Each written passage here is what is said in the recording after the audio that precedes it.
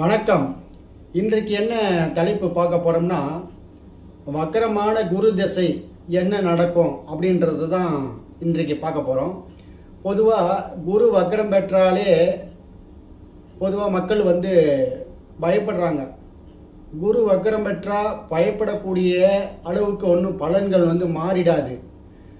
நீங்கள் குரு வக்கரம் ஆகிட்டா உங்களுடைய ஜாதகத்தில் நீங்கள் பயப்பட வேண்டிய தேவையில்லை அப்படின்றத இந்த வீடியோவை முழுசாக பாருங்கள். உங்களுக்கு அதனுடைய பயம் முற்றிலும் மாறிடும்.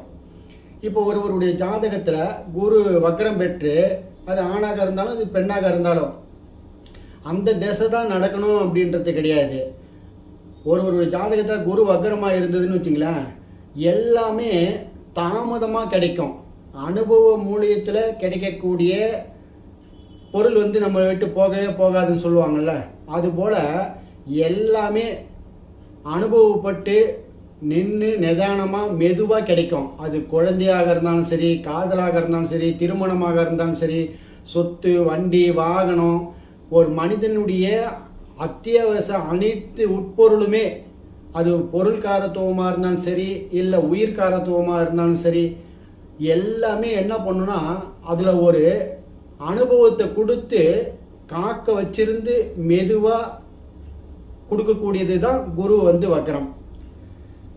அப்படி வக்கரம் பெற்று திசை நடக்கும் போது மட்டும் கிடையாது, ஒரு ஜாதகத்தில் குரு வக்கரம் ஆயிடுச்சுனாலுமே அந்த ஜாதகருக்கு அனுபவத்து மூலியமாக அந்த காலங்களை கடத்தி அது கொடுக்குன்றது தான் நிதர்சனமான உண்மை.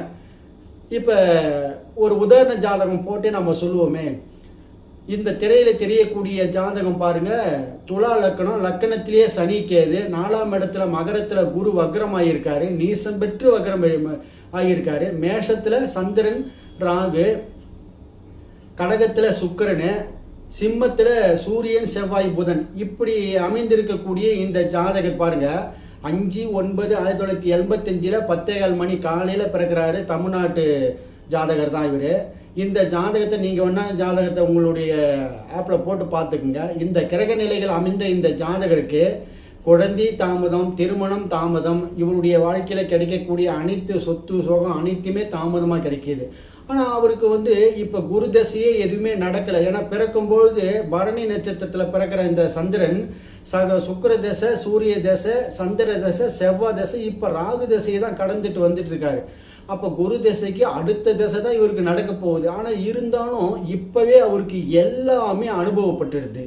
எல்லா விதத்திலையும் தடையை கொடுத்து, தாமதத்தை கொடுத்து எல்லாத்தையும் அவர் ஆனால் பெற்றுக்கொள்கிறார். அது வீடாக இருந்தாலும், வண்டியாக இருந்தாலும், வாகனமாக இருந்தாலும், திருமணமாக இருந்தாலும், குழந்தையாக இருந்தாலும், அனைத்துமே ஒரு பொருளை இழந்து காணப்படுவது, அது மூலியமாக திரும்ப பெறும்போது அதில் மற்றற்ற மகிழ்ச்சி கிடைக்கும்ல, அதுதாங்க குரு தசை வக்கரமாக இருப்பது, குரு வக்கரமாக இருப்பது.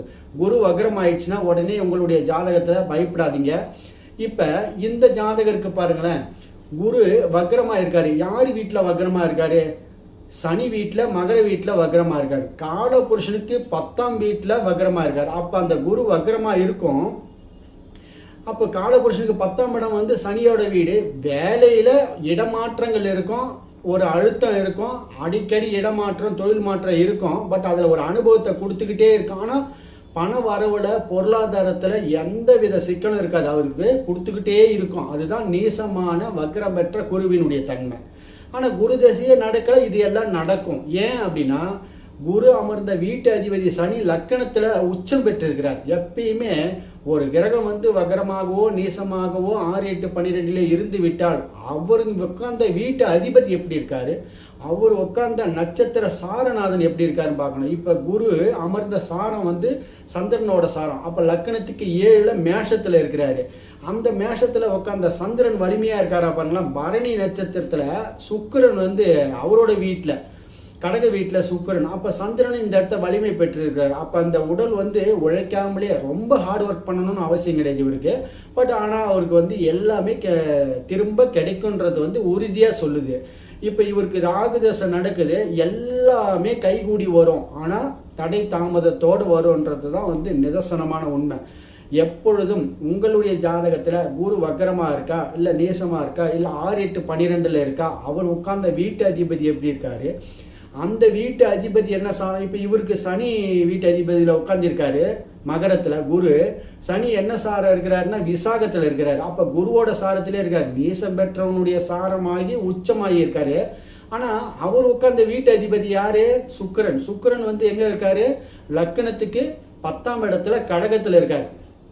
இப்ப ஒரு மனிதன் வெற்றி பெறணும்னா லக்கணம், லக்னாதிபதி, ராசி புள்ளி, ராசி அதிபதி லக்கணத்திலிருந்து 10ஆம் வீட்டில் உச்சம் பெறும் கிரகம் இல்லை ஆட்சி பெறும் கிரகம். இந்த இடத்துல சுக்கிரன் உட்காந்துருக்காரு. யாரு? சனி அமர்ந்த வீட்டு அதிபதி சுக்கிரன் உட்காந்துருக்காரு. ஆக மொத்தத்தில் ஏதோ ஒரு எண்ணத்தை கொடுத்து ஒன்றத்தை பெறுவது.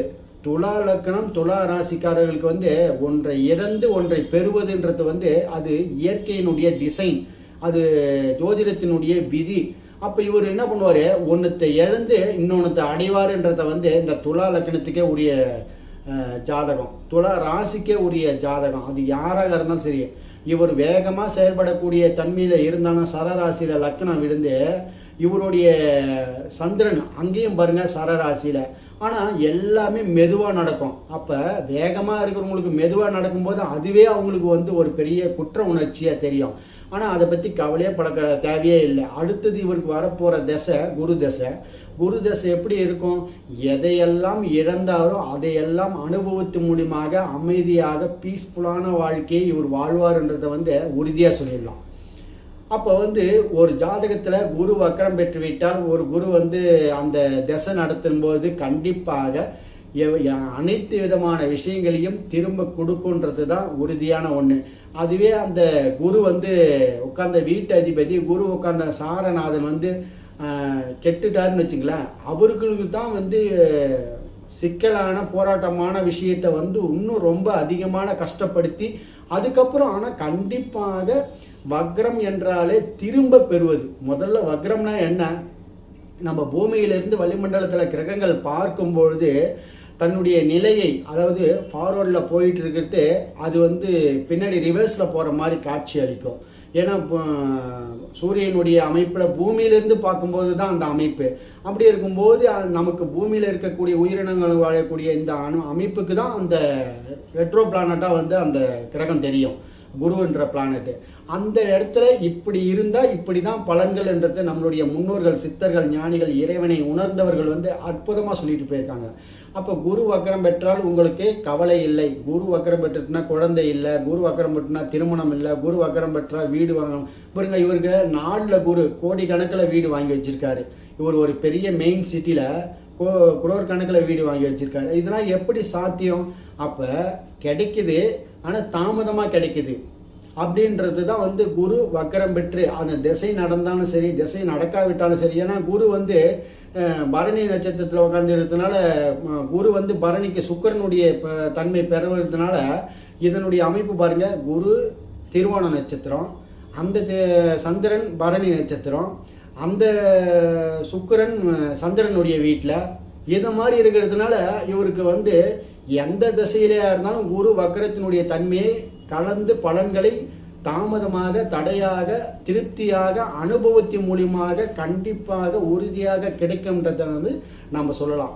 இதுபோல் உங்கள் ஜாதகத்தில் அடுத்து உங்களுடைய ஜாதகத்தில் என்ன கிரகம் வக்கரம் பெற்று இருக்குதுன்னு, உங்களுடைய ராசி என்ன, உங்களுடைய லக்கணம் என்னன்னு சொல்லிட்டு நீங்கள் கமெண்ட் பண்ணுங்கள். அதற்கேற்றாற்போல் நம்ம வீடியோ பதிவு பண்ணலாம். உங்களுடைய கேள்வியை என்னுடைய கமெண்ட் பாக்ஸில் கேள்வி கேட்கும் பட்சத்தில் அது வந்து நாளைக்கு ஏதோ ஒரு நேரத்தில் கண்டிப்பாக உங்களுக்கு வீடியோ பதிவு பண்ணுவோம். அடுத்தது ராசி, அதாவது சனி வக்கரம் பெற்றால் எப்படி இருக்கும், எந்த ராசியில் இருந்தால் எப்படி இருக்கும் அப்படின்றத வந்து நம்ம வீடியோ பதிவு பண்ணுவோம். இந்த வீடியோ பிடிச்சிருக்கும் பட்சத்தில் லைக் பண்ணுங்கள், ஷேர் பண்ணுங்கள், மற்றவர்களுக்கு அனுப்பிவிடுங்க. நமது நேயர்கள் ஆற்றில் ஓடும் நீர்வடை போல பிரபஞ்சத்திற்கு நற்காரியங்கள் செய்து நற்பலன்களை பெற்று இறைவனுடைய ஆசையை பெற்று வாழுங்கள். மீண்டும் ஒரு விளக்கத்தோடு பார்க்கலாம். நன்றி, வணக்கம்.